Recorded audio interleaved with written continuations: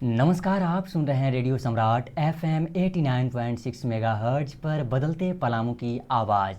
तो दोस्तों, आज हमारे साथ जुड़ चुके हैं फिजियोथेरेपी स्टूडेंट आयुष राज जी, और आज इनसे हम जानेंगे फिजियोथेरेपी के बारे में। तो पहले तो आपका बहुत बहुत स्वागत है रेडियो सम्राट की तरफ से।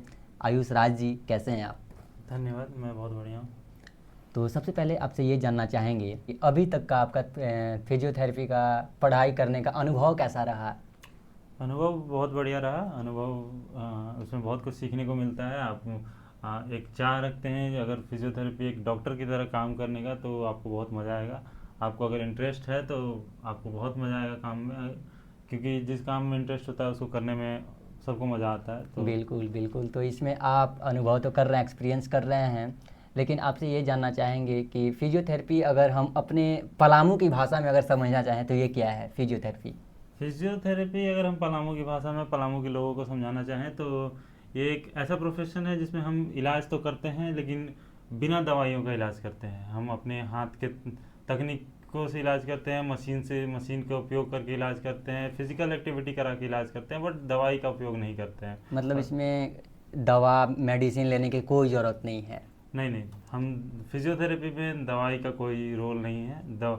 इसमें मेडिसिन की कोई ज़रूरत नहीं पड़ती है। अच्छा, तो इसमें मेन स्किल बेस्ड होता है या फिर थ्योरी प्रैक्टिकल? आप इसके बारे में कुछ सिलेबस वगैरह के बारे में चर्चा करेंगे? सिलेबस दोनों होती है, थ्योरी भी होती है, प्रैक्टिकल भी होती है। प्रैक्टिकल में आपको सारी चीज़ें सिखाई जाती हैं। पहले आपको थ्योरेटिकल नॉलेज दिया जाता है कॉलेज में, उसके बाद आपको प्रैक्टिकल क्लास में प्रैक्टिकल नॉलेज भी दिया जाता है। आप जब प्रैक्टिकल नॉलेज लेने के बाद जब उस चीज़ को पेशेंट्स पे या खुद पे जब इम्प्लीमेंट करते हैं तो उससे सीखते भी हैं कि हाँ, कैसे इस चीज़ को किया जाता है, कैसे ठीक किया जाता है, किस बीमारी के लिए कैसे आप कौन सा टेक्निक यूज़ कर सकते हैं। जैसा कि अभी से अगर कुछ दिन पहले हम जाएं तो हमारे दादा दादी के समय में तो पहले भी मेडिसिन बहुत, दवा तो बहुत कम लेते थे, घरेलू नुस्खे से वो कर लेते थे। लेकिन आज के समय में अगर थोड़ा सा भी हमें कहीं दर्द होता है, पेन होता है, पैर में हो, घुटना में हो, तो तुरंत हम जाते हैं, एक डॉक्टर से मिलते हैं और वहाँ पे काफ़ी सारे दवाइयाँ मिल जाती है, खाते हैं हम। लेकिन यहाँ पे कुछ आप टिप्स देना चाहेंगे जो कि अगर इस तरह के कुछ ये पेन वगैरह होते हैं बॉडी में? बॉडी पेन हो या कुछ भी हो तो हम हर समय दवाई पे ही डिपेंडेंट नहीं होना चाहिए। थोड़ी अपने फिजिकल एक्टिविटी पे भी हम फोकस करें, उस पर काम करें। हम थोड़ा फिजिकल एक्टिविटी करें, जिम जाएं, सुबह एक्सरसाइज करें, तो उन सब चीज़ों से भी बहुत राहत मिलती है। हर समय दवा ही एक ऑप्शन नहीं है, बहुत सारी चीज़ें हैं। आप एक्सरसाइज से भी अपने आप को फिट रख सकते हैं, स्वस्थ रख सकते हैं। कभी कभी ऐसा होता है कि जब हम सोते हैं तो सोने में कभी गर्दन ऐसे हो जाता है, टेढ़ा हो जाता है, या फिर कमर में दर्द हो जाता है और वो काफ़ी लंबा समय तक चलता है। जी जी। तो इससे बचने के लिए क्या करना चाहिए? हाँ, अगर उस तरह का प्रॉब्लम है तो पहले तो आप मतलब सोने का जो भी आप जहाँ सो रहे हो, जैसे कोई भी बेड है तो बेड का आप सही पोजीशन। पोजिशनिंग पे सो।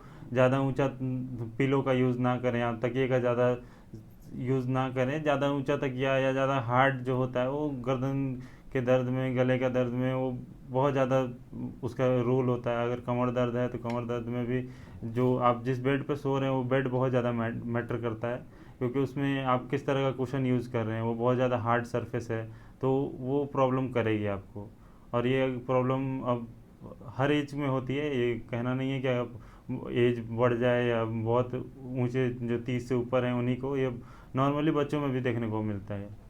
अच्छा, इसमें एक चीज़ हम आपसे जानना चाहेंगे कि एक अच्छा फिजियोथेरेपिस्ट बनने के लिए कौन सा स्किल ज़्यादा मैटर करता है, सबसे ज़्यादा ज़रूरी है?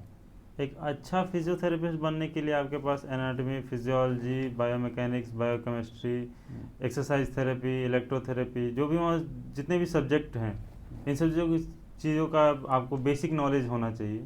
आपको एक्सरसाइज का बेसिक नॉलेज होना चाहिए। आपको पता होना चाहिए किस पेशेंट को किस तरीके से और क्यों और किस कंडीशन में क्या एक्सरसाइज करवाना है, क्या प्रोटोकॉल है उसके, तो उन सब चीज़ों का नॉलेज होना चाहिए। ये जैसे नए स्टूडेंट जो इसमें आना चाहते हैं, फिजियोथेरेपी की पढ़ाई करना चाहते हैं, उन्हें आप क्या सलाह देंगे? नए स्टूडेंट जो आना चाहते हैं इस फील्ड में, मैं उनको सलाह देना चाहूँगा कि अच्छी चीज़ है, करना चाहिए। और बहुतों को इस चीज़ के नॉलेज नहीं है। जैसे हम अपनी पलामू का बात करें तो पलामू में बहुत लोग नहीं जानते हैं कि फिजियोथेरेपी क्या होता है। लोग सिर्फ एमबीबीएस और डेंटल और इन सब चीज़ों को ही जानते हैं, बट फिजियोथेरेपी भी एक अच्छी फील्ड है। आप इसमें आ सकते हैं, काम कर सकते हैं। आप एज अ डॉक्टर इसमें काम करते हैं, तो ये बहुत बड़ी बात है। तो दोस्तों ये थे हमारे साथ आयुष राज जी, जो फिजियोथेरेपी स्टूडेंट, और इन्होंने बताया कि फ़िजियोथेरेपी के बारे में क्या है फ़िजियोथेरेपी और इसकी पढ़ाई कैसे कर सकते हैं नए स्टूडेंट, कैसे इसमें आ सकते हैं। तो अभी आप सुन रहे हैं रेडियो सम्राट FM 89.6 मेगाहर्ट्ज़ पर बदलते पलामू की आवाज़।